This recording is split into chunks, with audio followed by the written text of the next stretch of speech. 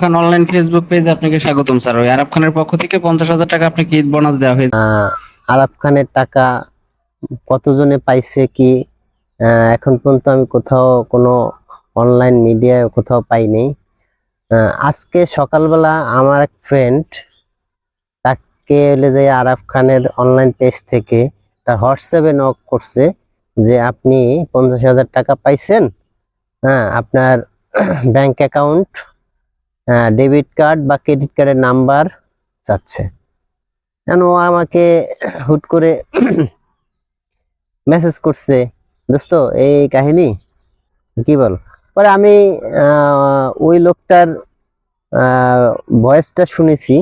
উনি একটা ভয়েস পাঠাইছে, একটা না কয়েকটাই ভয়েস পাঠাইছে। ভয়েসগুলো আপনারা শুনবেন, আমি ভয়েসগুলো দিয়ে দেবো। সেই ভয়েসগুলা কি কি ছিল সেখানে। আমি যে উদ্দেশ্যে ভিডিওটা করতেছি সেটা হচ্ছে আসলে কি রিয়েল আরাফ খান কি মানুষের টাকা দিচ্ছে, মানুষ কি আসলে টাকা পাচ্ছে কিনা। আরাফ খানে এই যে লোকটা হোয়াটসঅ্যাপে নক দিছে, আরাফ খানের নাম করে বিভিন্ন হোয়াটসঅ্যাপে নক করতেছে। এগুলো হলে যে কি প্রতারক না অরিজিনালি উপহার দেওয়ার জন্য তাদেরকে নক করতেছে।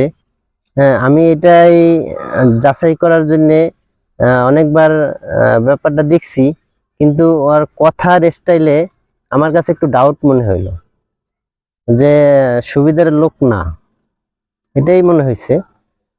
যদি সুবিধার লোক হইতো তাহলে প্রথমে তাকে আমরা ব্যাংক অ্যাকাউন্ট দিয়েছি, সে ব্যাংক অ্যাকাউন্ট হবে না, সে পরে বলতেছে কি যে ক্রেডিট কার্ড বা ডেবিট কার্ডের নাম্বার লাগবে। আমার কোশ্চেন হচ্ছে যে সে যদি টাকা একজনকে উপহার দিতে চায় তাহলে ব্যাংক অ্যাকাউন্ট হলেই তো এনাফ, সেখানে ডেবিট কার্ড বা ক্রেডিট কার্ড কেন লাগবে, কিসের জন্য? আমি তো সেটাই বুঝতেছি না। নির্ঘাত ফ্রড, এক নম্বর প্রতারক, যে ডেবিট কার্ড আর ক্রেডিট কার্ডের নাম্বার পাইলেই ওইটা হ্যাক করার চিন্তা করবে। এইসব ধান্দাবাজি বাদ দেন ভাই। আমি দর্শকের উদ্দেশ্যে একটা জিনিস বলবো যে আসলে আপনারা কে কে এই ধরনের মেসেজ পেয়েছেন আপনারা অবশ্যই কমেন্টস করে জানাবেন। আর আমি ওনার যে অডিও ক্লিপগুলো আমি আপনাদেরকে দিচ্ছি, আপনারা একটু শুনবেন। আসলে কি এটা কি সত্যি আরাফ খানের উপহার দেওয়ার জন্য ওরা কি এই কাজ করতেছে? খান অনলাইন ফেসবুক পেজে আপনাকে স্বাগতম স্যার। ওই আরাফ খানের পক্ষ থেকে 50,000 টাকা আপনাকে ঈদ বোনাস দেওয়া হয়েছে।